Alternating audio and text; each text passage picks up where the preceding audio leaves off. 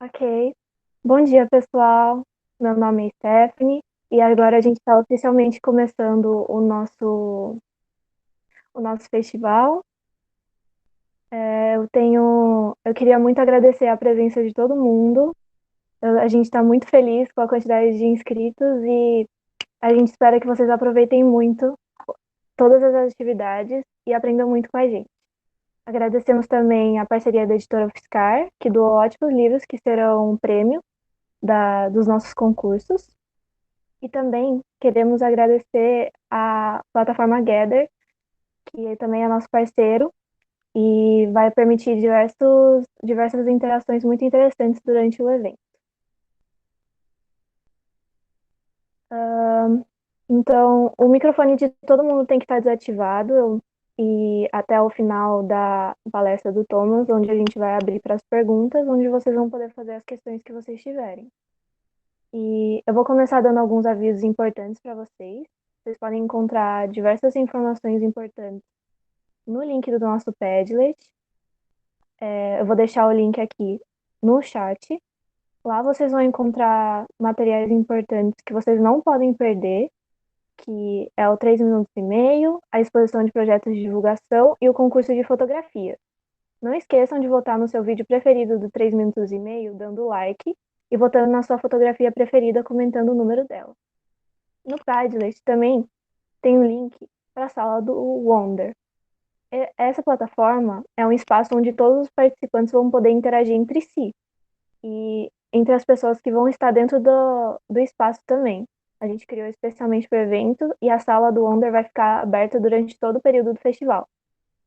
Então, por favor, acessem o Padlet, vai ter um monte de coisa legal, incluindo sugestões de canais, podcasts e também uma playlist que a gente fez. Vocês podem até deixar os comentários que vocês tiverem sobre o evento lá. Então, que vocês tenham um bom evento. Eu vou começar dando uma pequena introdução sobre o Thomas, o palestrante dessa atividade, que é tornando a mensagem científica mais atrativa através do design, é Thomas Fiskå. Ele é o coordenador de design do Departamento de Comunicações da Universidade de Agder, na Noruega. Ele trabalha profissionalmente com design desde 2007 e recentemente tem dado palestras sobre web design para estudantes, empresas e funcionários do setor universitário. Então, no dia a dia, ele trabalha com perfis visuais para projetos de pesquisa, desenvolvimento de web, consultoria em design. Thomas possui experiência em experiências do usuário, design de interação e serviço e teste de usuário. So, Thomas, we want to thank you so much for your participation and for sharing your experience with us. You may start your talk now. Thank you, and good morning to you all. The last time I did anything in Brazil was a few years ago by creating a logo for a paddle surf group here in Rio de Janeiro. Made some logo adjustments. Here's the old one and here's the new one, and for a club down there, because I have a friend down in Brazil that was needing some graphics to the club. So that was some years ago.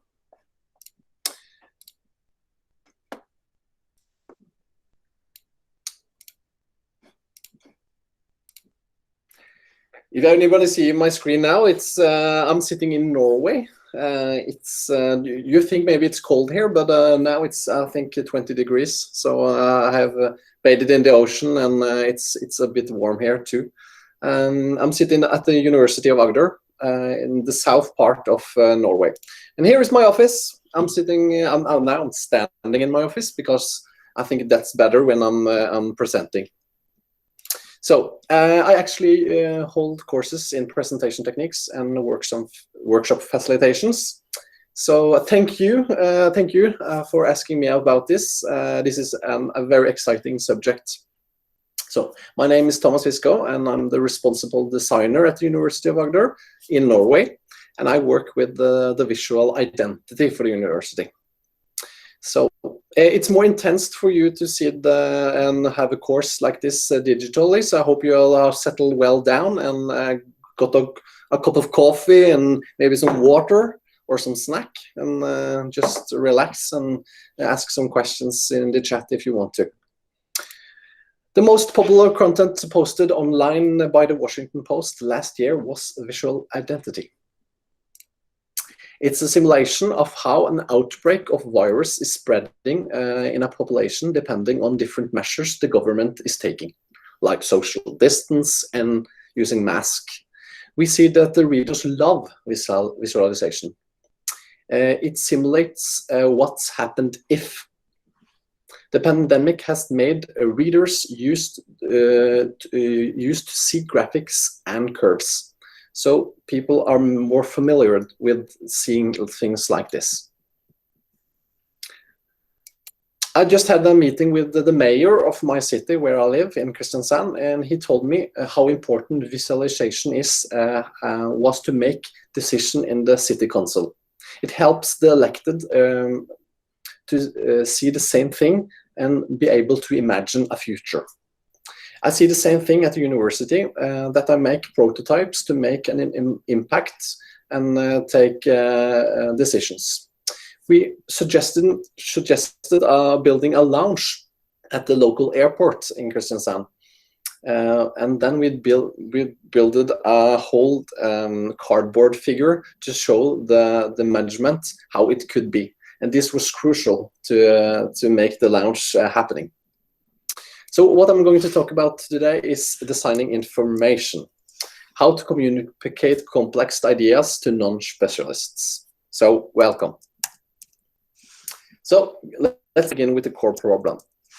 I worked with researchers and proposals such as the annual research Grand Prix here in Norway that's showing on national television.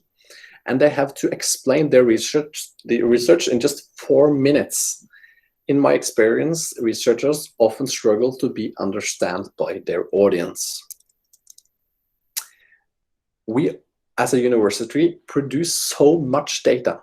There are really no way to make sense of it all without a visual layer. This is our tool to make sense of a modern world. Can you summarize these results shown in this graphic in just one sentence? 3 different kinds of points in this scattered plot. It's hard to see the pattern. So it's the distance between scientists and ordinary people too big? Maybe. Or did I see at the university, we don't have the time. If I had more time, I would have written a shorter letter. So why is the design important? Robert Porter said, the lesson is hard for beginners.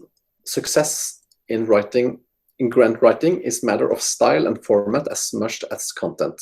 Make no mistake. Maybe you have heard about Daniel Kahneman. He's a psychologist and economist. He's known for his work on the psychology of judgment and decision making and behavior economy. He wrote a book called Thinking Fast and Slow. You have to read that. He has also won a Nobel Prize in economy. In his book, he's writing about the glory effects and how important the first impression is and how this affects the entire decision on the grading of students, and the same goes for research applications. Our brain can only store a certain amount of information at once. Visual elements helps everybody to see the same thing. Our working memory can also only remember some few seconds. You have to keep it activated to hold on to something. So the information disappears. So how do you recall the memory? So if I'm in the kitchen, I'm going down in the basement and I'm my home and just going to get something, and I'm standing there in the basement and I wonder, what am I doing here? The solution is go back to the kitchen. When I'm back in the kitchen, I can recall the memory. This is because we have a visual anchor. So what is visualization? It's a reduction of words. It's a summary information and a reduction of words. It's a great tool for communication and great tool for thinking, because the data visualization is to transform numbers to objects, graphs, maps, and charts. They make us see the truth that can lay behind text and numbers. We can see patterns, and we can see through the complexity. Some concepts are difficult to communicate with words alone. To explain things, humans often pick up their pen, as I often do. Graphics can help your audience to see the same thing as you.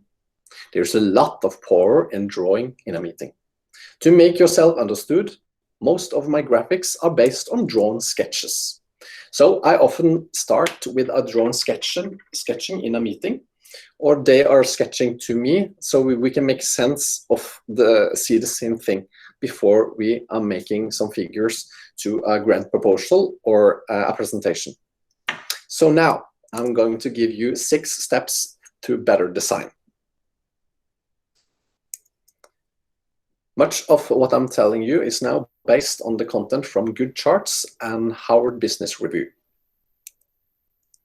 Number 1, know your audience. Do not copy-paste graphics or other visual representation directly from your research. Adapt it to your audience. I see that many that holding a lecture are copying information directly from a textbook without adjusting it to the audience. So how to write a comprehensive proposal for Horizon 2020? Dr. Sean McCarthy has written something about that. Here comes a bit of text. This is by far the most important secret in writing any proposal. Researchers must understand the difference between a proposal and a scientific paper. When a scientific paper is submitted to a journal, the content of the document is purely scientific, and scientific experts review the page. In the case of Horizon 2020 proposals, the content is scientific, political, economic, and social. It's essential to educate all the evaluators with figures. If an evaluators receive a proposal with 50 pages of words, the chance of success are limited. However, if the elevators will receive the 10 pages proposal with facts, figures, graphs, tables, questions, and referrals, the proposal has a better chance to succeeding. We can see that at the University of Agder, where I work, that if you deliver a proposal for a grant, it's more likely to get money if you use better charts. We have many examples of that. We go to to number 2, one thing at a time. This I got from a colleague of mine. This presentation was held in a conference at Stockholm in Sweden. I said to my colleague that we should separate the map into 2 slides instead of having everything in one. Breaking up the information in small parts makes the information more digestible and easier to process. Digestible, I think it's the right word here. So here you can see the low and high intake of fruits and berries in Europe. We have also made the different sizes together with colors to illustrate the difference between high and low. We did the same thing with the intake of vegetables in Europe. We can see the same thing in texts. Some goes in PowerPoint, the same goes in PowerPoint, make it easier for people to understand. What is the probability that people just focus on the one message? Make it easy for people, make one message at a time. So here I just get rid of one of them and see what's the most important in this text. consummation follows a social gradient. That's the most important thing here. So I made a visualization figure to back up the text. So here you can see a simple figure that shows the difference between rich and poor, healthy and unhealthy food. It's very easy to see the difference here. The same goes with the aquaponics system. Then may seem a bit complex. With my research colleague of mine, we made this for a presentation where we animated how the poop go into the bacteria tank and go back to nutritions to vegetables, and the vegetables is cleaning the water that go back in the fish tank. With using animation, it's more easier for the audience to see and understand how everything is connected. So your eyes is don't follow a specific order if you don't give your eyes something to see. The first difference between reading a page with text and reading a chart from left to right, from top to bottom, you simply go where your eyes is taking you, or mainly to the strong colors. When you look at these charts, you can see everything at once, but instead of focusing on a silent point, the first thing you see here is the graph has a peak on the far right. The central message here is the visual and crystal clear that US coordination creates an increased of many people in prison in 1970. The best storytellers take advantage of the principle by creating charts and graphs with only one clear message. Whenever you have a graph or a chart with more than 5 to 10 variables, the individual unit starts to lose their individuality, and they are more complex to see with your eyes. So many times I get researchers in a meeting, and I'm going to make a chart or a figure, and they are explaining very much at the same time. So then I say to you, make 2 figures, or can you divide them, or just get rid of some information so it's easier to read the chart. 3, simplify and exemplify.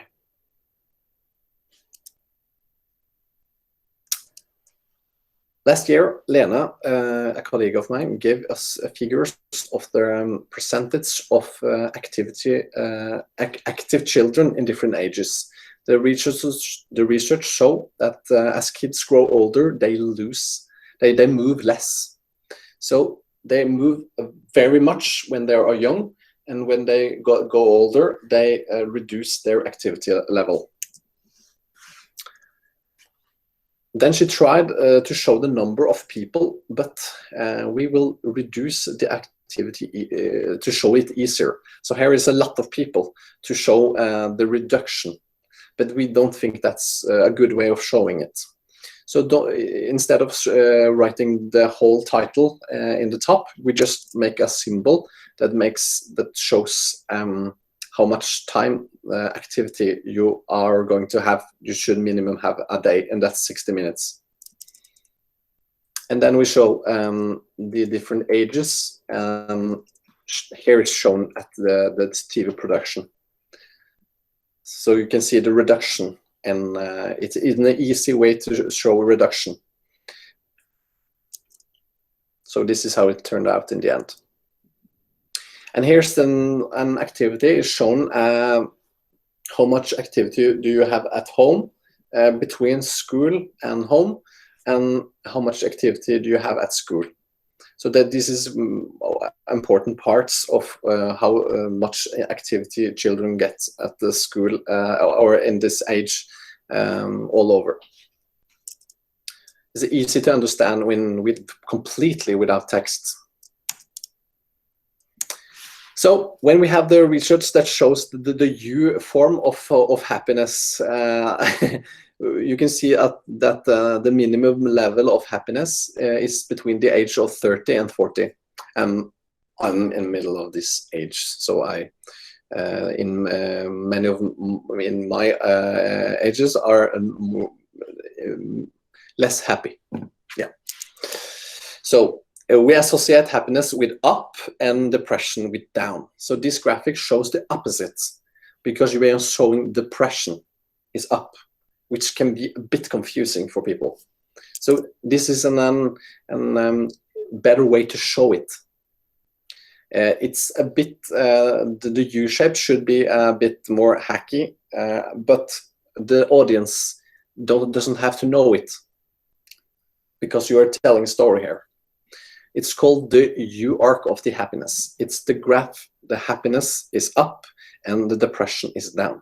So when you are children and when you are old, you're very happy, and in the middle of your life, you're going in the middle age and the happiness is going down. Anita, our researcher at the university, was to communicate the extent of HIV positive people in the world. She used pure numbers like this and an image. We did an exercise for her to simplify and exemplify. 4,000 people with HIV here in Norway. So we show a map of Norway. Worldwide, there are 38 million people. And to make it relevant for people, we are saying this is twice as many people living in Scandinavia. Because 38 million people, it's hard to see how many people that are. So we exemplify a number which are easier to relate to. We can do the same thing with LinkedIn. 467 million people on LinkedIn. That's a big number. It's hard to imagine a so big number. So you can make it relevant to see 30% or more than the entire US population are on LinkedIn. So give context to the numbers, replace some numbers with words, and round up the numbers or round down the numbers. Display your data visually when giving a presentation. Help the audience to visualize the numbers. Another example of this is you can say 59% of Brazilians, or you can see 3 out of 5 Brazilians. So help the audience to visualize the numbers. So I have tips here. Lead your audience to the slide. Do not let the slide lead you. Because in very many meetings here at the university, we see that people are overwhelmed by graphics like this. But there's a good way of preparing people for a big graph. People give people a heads up for what's coming. Put people contextually in the right mode. You can do it like this. We want to find out why this problem happened. So we designed some tests and collected some data. An interesting pattern emerged. Click. Which I think you will find interesting. And then you show the graph. You know you can do that in Keynote and PowerPoint. You know what's coming. Then you can prepare people. Because if you're showing a big table of a lot of contents, a lot of numbers, they don't hear what you're saying. So you have to show it, tell what it's coming up.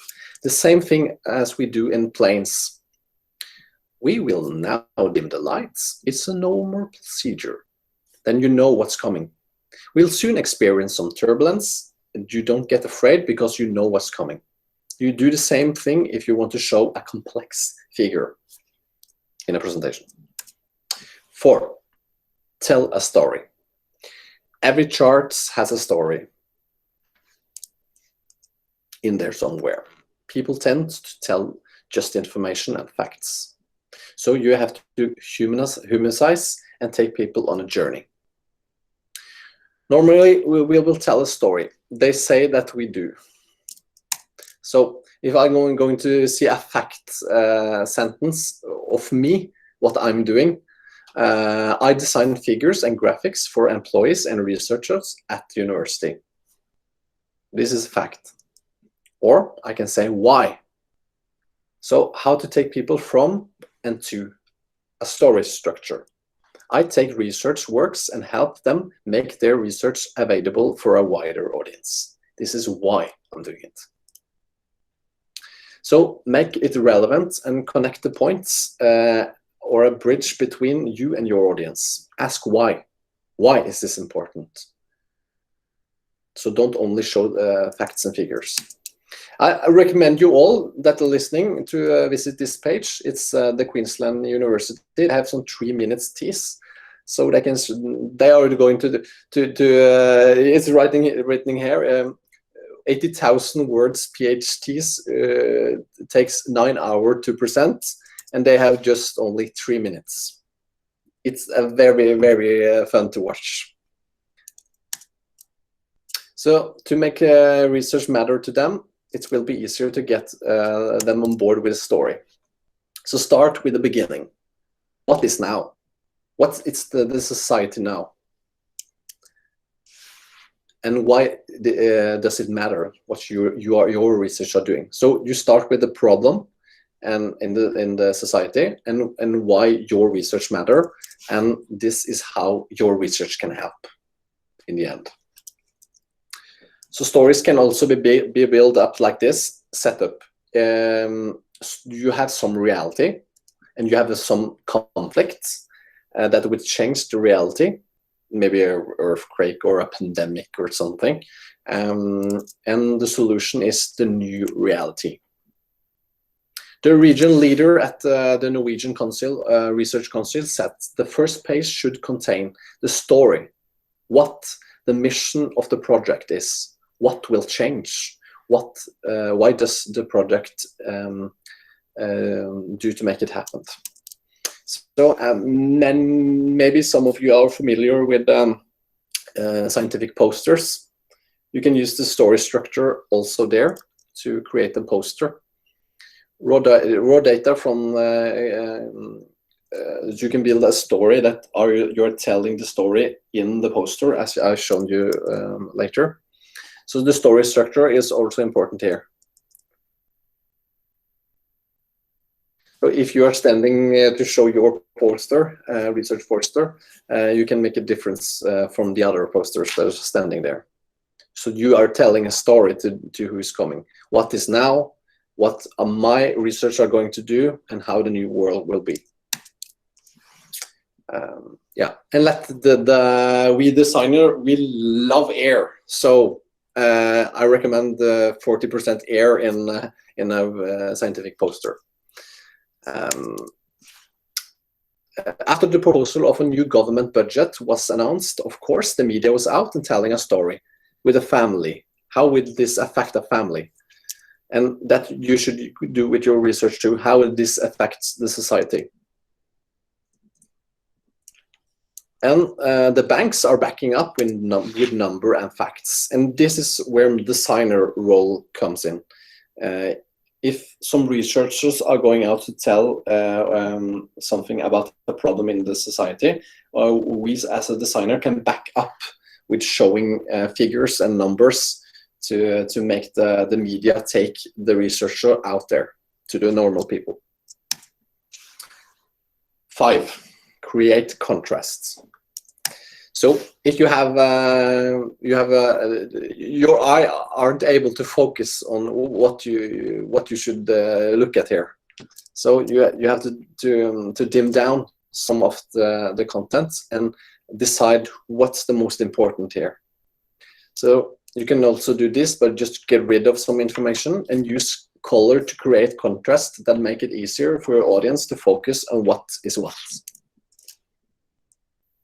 The first graph. So here is the annual ocean temperature from 1880 to 2016. Here's the rise of the temperature. It doesn't look insignificant because it's a bit slope here. If you see this line, it's a bit up. But in fact, a rise of even 0.5 degrees Celsius can cause a major disruption of the ocean. So you can show it with less numbers at the side and just make the contrast bigger. so you can see the impact here. It's an easy way to make more dramatic curves and draw more dramatic figures. So how many 7 numbers do you see here? It's hard to see them, but if you make a small color change, it's enough to set them apart. Or you can use contrasting size to make it stand out. You can use rotation if you want to do that. You can use color to show correlation. You can use show size, can show quantity. And you can use orientation to show trends. And the good news is that there might be an easy solution for just visualizing. You can, this is the budget of the faculties at the university, and it's hard to see with the blink of a second who has the biggest economy of the faculties. So if you set it up like this, you see it once. You don't have to read the table at the side. So the language of the eye and the language of the mind you can combine. You can combine the sizes and the colors, and you can combine it with numbers that back up the sizes. So combine the language of the eye and the language of the mind. Last point, visualize. Use visual elements instead of text. It makes your audience remember the content better, as I said earlier. So 65% of the population has a visual way to accumulating information. Aristotle said, the mind never thinks without an image. 90% of the information sent to the brain is visual. So we learn 60,000 times faster with a visualization than image, than the message alone. So if you go back in history, for 18 years ago, it was forbidden to show picture of fallen soldiers in the US. It was abolished in 2009. The authorities in the US were unable to stop the flood of images online of falling soldiers. So why is it forbidden to show the high price of the war? And now everyone can look up the statistics with any time. So that's because statistics do not make much of an impression to us. You have to play on feelings. So if I use this image with the numbers, you get a more powerful message. You speak with image, play with feelings, and use metaphors. We have something that's called equality indicator at the university, and we can show the percentage of women and men among the monocle constellation, and then I will use the different size of the people, the percentage. It's so easy just to make the different sizes to make the contrast. So then I will make some. I will show you some examples. Some survey results that can be a bit hard to read. You have pre and you have post. But you have two different kinds of cakes here. So if you put them together, it's easier to see the before and after inside of each other. Here I can show you some drawn sketches that we are making just. So if a researcher are going to, this is a bone maybe, or it will show you a plant, I can draw it and they can use it in vector graphics. So the guidelines for preparation for figures, they are often a bit hard to understand. So here's a guideline for preparation of figures. So all these pages here are used to if I'm going to help with a proposal, we got all these recipes of how to build figures. They have to be that big, that small. The text should be readable in that size. So I recommend you to read the rules before you submit. Here's another example of a drawing that became a visualization in a proposal. So this is also a drawn sketch in a meeting. This crucial figure helped determine an allocation last week. Eat Well got 12 million Norwegian kroners from an FR and FreePro for pioneering research. That's the same as, I think, 7 million Brazilian real. And this was included in the proposal. So I was very proud of this, because this was making a big impact in the proposal. Here we see another examples, and we have a project called Nutrition Now that got, if I see in the Brazilian real, it's 9.4 million got in this project. And we have used this figure and another type showing the different services in the health nutrition. And here some of my projects are just to beautify the characters and the figures. So on the left side you see what they made in I think it was PowerPoint or Word, and then I will beautify it to make the contrast better and the text clearer and easier to read, such as left align the text to make it easier to read. I've done that here. It's small changes that are making this better.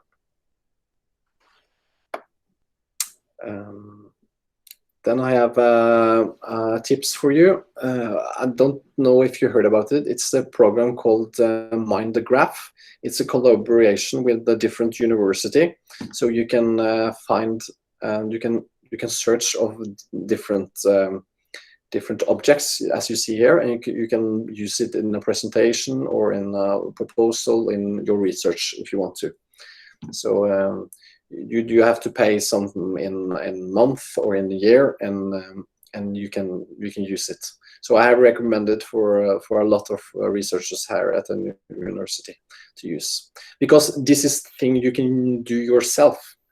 So many of our researchers are using PowerPoint and Mind the Graph to make content themselves. So you can change. You can register that you are a biology student or a teacher, and you can find some content that matches your specifications. What I use the most at university is Adobe Illustrator. So complex figures, the most complex figures, I use Illustrator. Then I have good control over the layers and the elements, and I have had some courses internally at the university to make people use Illustrator. It's a bit advanced, but if you have used other Adobe products, you can learn Illustrator pretty fast. I can also buy vector graphic. That's mathematics graphics that you can reduce and emphasize as you want to. You can buy some, maybe on iStock photo or something, you can buy a vector graphic and download it, and you can manipulate it in Illustrator and make it your own. It's an easy and good way to make specific figures. Like this one I have made for some of our research on ocean research at the university, to show the difference between how the fishes are moving and the nutrition and stuff. And I use the same Illustrator. I bought the map online, a vector graphic. I not made it myself. and then I put all the colors and the text on the map afterwards. So that's why I love Illustrator. Here's an example of an illustration that shows how overwhelming it can be when we are not recycling old batteries from electric cars. So that's a big problem here in Norway now, because we are selling so much electric cars here. So I think that was it for my talk, and thank you. And I really want to, if you have any questions or like to hear something more, this is just a scratch on the surface. So if you want to know, you can send me an email if you want to, or you can ask in the chat now, I think.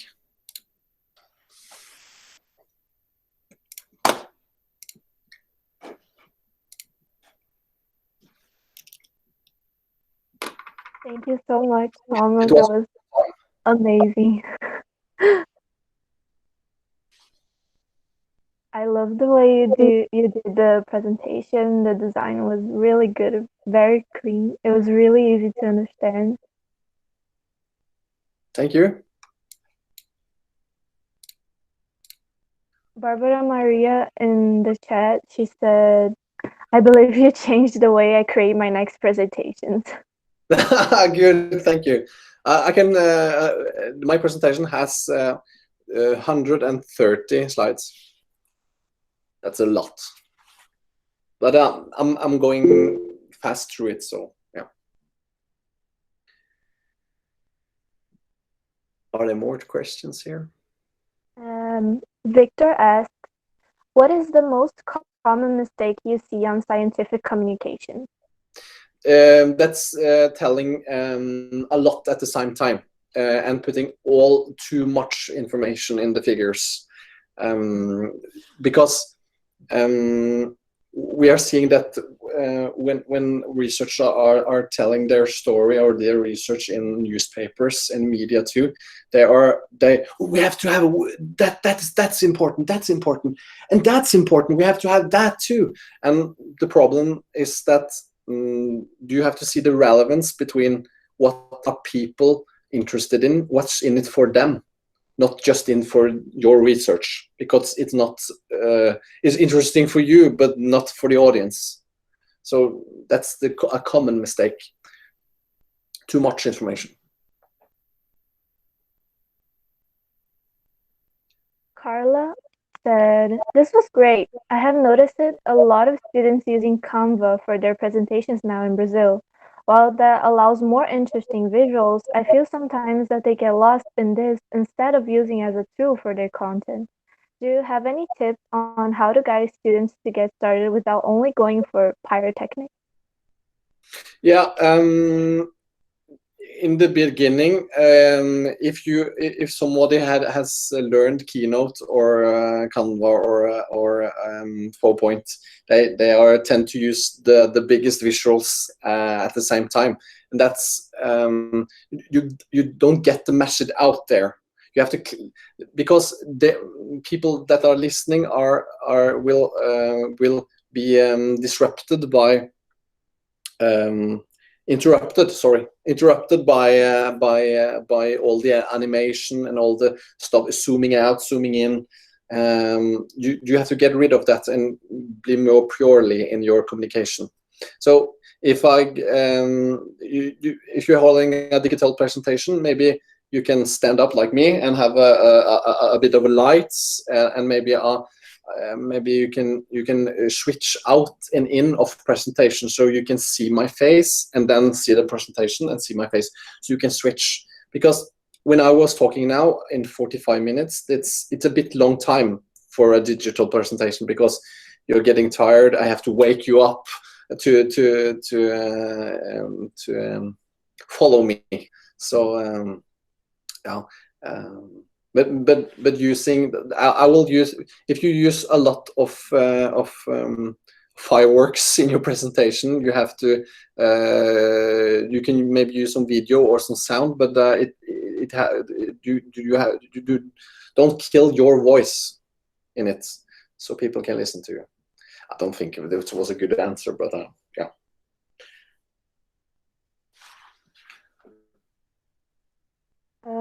Silas said, wow, that mind the graph is amazing. I agree.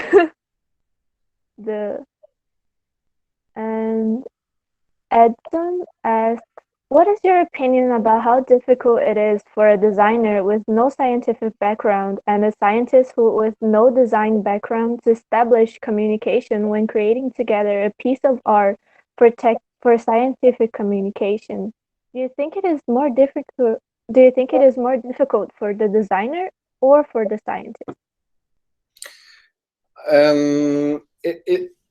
It's difficult for both, because I recommend, if you're making a figure or some graphics or some art, I think you should test it on normal people or your family, just to see if they understand it. Because when I'm making figures, I have to have a lot of meeting to understand the research behind what I'm going to make, and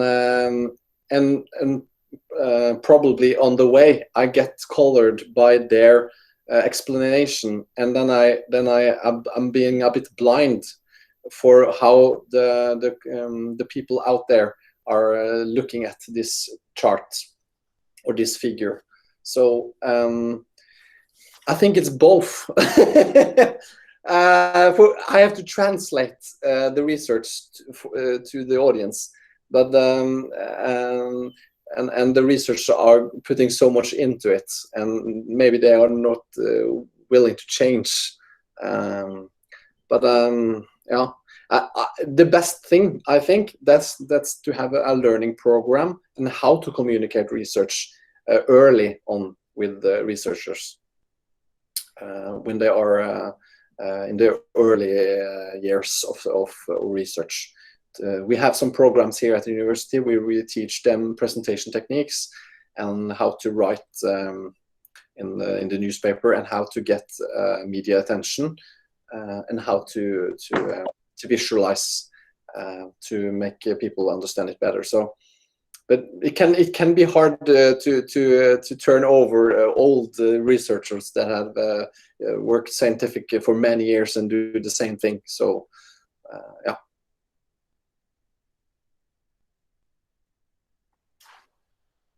My pleasure.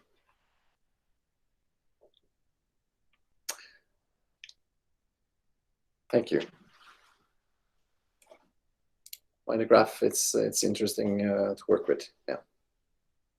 Now I see the chat. Yes, because when we use Canva, it's very hard to find like small, scientific, accurate figures that we can use. So mind the graph is very interesting. Yep. Before I find the mind the graph, I was it was a lot of Googling to find the right because maybe I should, if I'm going to talk about the research is showing something in the body, some elements in the body, then I have to Google it, find some picture, and maybe then to draw it by myself to take it in a proposal. So mind graph is helping you with that. Yeah. Very nice. I have a question myself too. What do you find the most challenging in simplifying a message when you don't understand that much about the topic?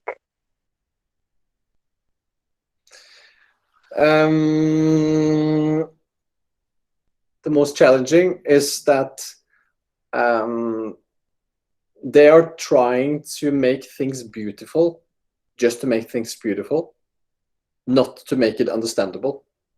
So a lot of time I got in late in the process, and they are telling me to, oh, can you make this the design the sexy and beautiful so we can use it?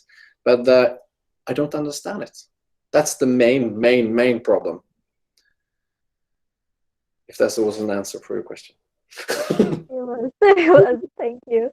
I understand. I face many problems when I'm trying to make a presentation, and I'm like, oh, this has to be really pretty, or this has to be cute. Yes, and I trying to when I hold the presentation technique course, I say if you write a script here with all the text, all what you're going to say, think of that as an audio, what you're going to say, and this side is what you're going to show that communicate what you're saying. So it doesn't have to be images for all what you're saying, but if the image or the figure or the figures can make your message clearer, you can use it. But otherwise, just get rid of it. So yeah, was there more questions here? There is another great site for making site. biorender.com. Nice, thank you. Really cool. Yeah, I'm going to take this with me. Biorender. Nice. Good to share. Thank you, Victor.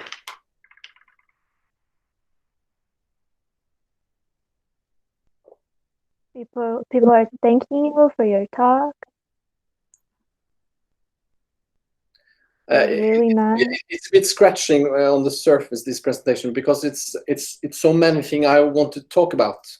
So if you need some more specific one time, I can go deeper in.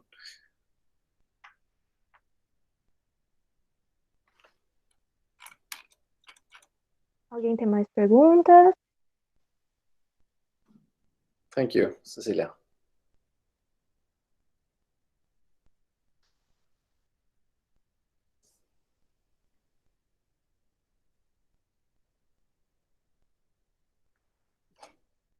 Anyone have more questions? We still have a bit more time. We can still keep talking. Amazing presentation. Thank you, Carlos. Amazing presentation, Tom. Thank you, Carlos. Yes, thank you. If you have any questions, you can send me an email too. So, yeah. Oh, yeah. Can you type your email again on the chat so that people can like copy and paste it? Yeah. And please write to me in English or Norwegian.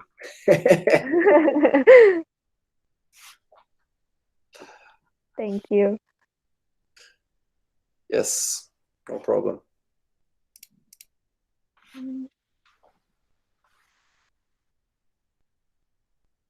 So, what do you like the most about your work? I like the most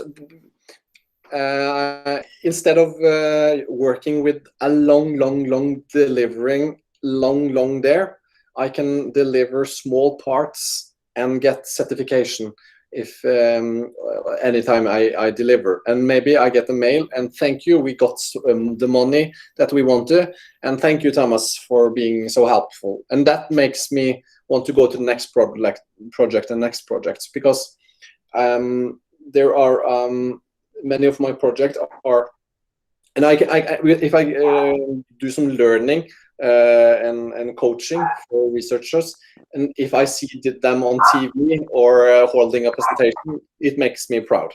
Yeah. That's really nice. Carla skriver på norsk. Tusen takk. Tusen takk. Thank you. Oh, I'm so sorry about my dog.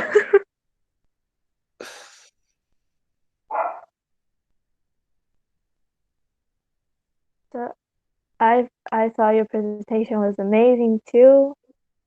I learned a lot. Andre is asking, when you're preparing he said that it was amazing. Thank you for the presentation. When you're preparing graphics with data, what tools do you use? I'm using actually I'm using a lot of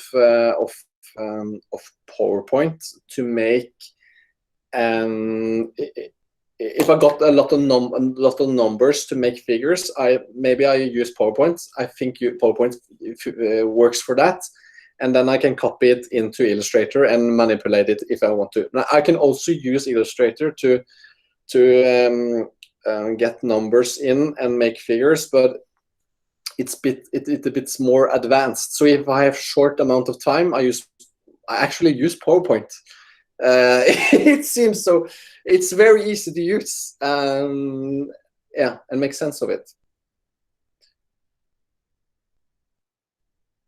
And then I can manipulate the PowerPoint graphics afterwards. I can do it in PowerPoint to break it apart, or I can copy it into Illustrator and I can manipulate it there and put more layers on. Yeah.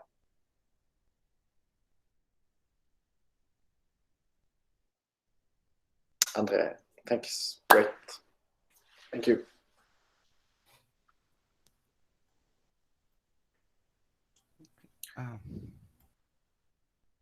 Barbara, how is the process? Scratch an idea to make it real. What is the biggest difficulty? The biggest difficulty is I have to sketch with the researchers in the same meeting. If it's digitally, I can use Mural or Miro or something like that so we can work in a workshop together. And we can use PowerPoints as a collaboration tool also. But if we draw together, we can see the same thing. We can use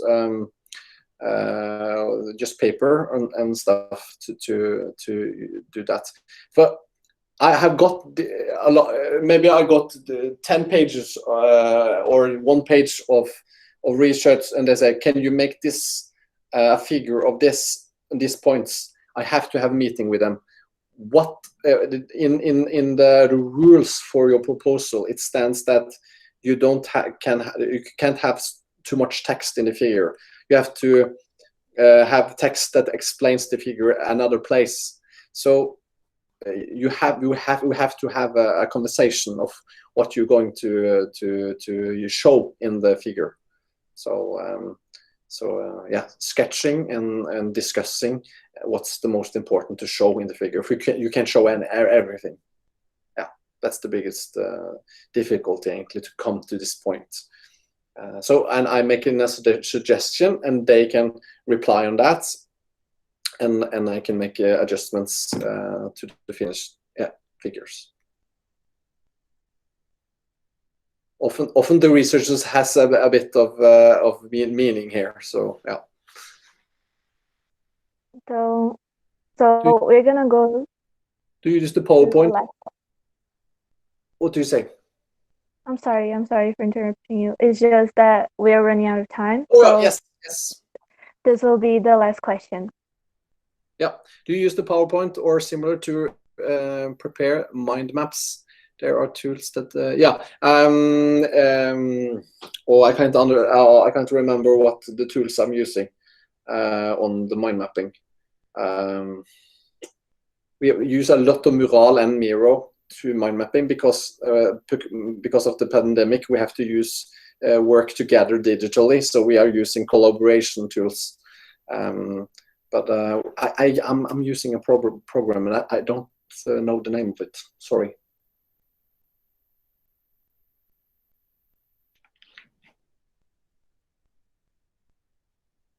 I think if Andrea wants to know more, he can write to you via email, and you can respond in more. Yes. Yes, thank you. So we want to thank you again for your presentation. Your talk was amazing.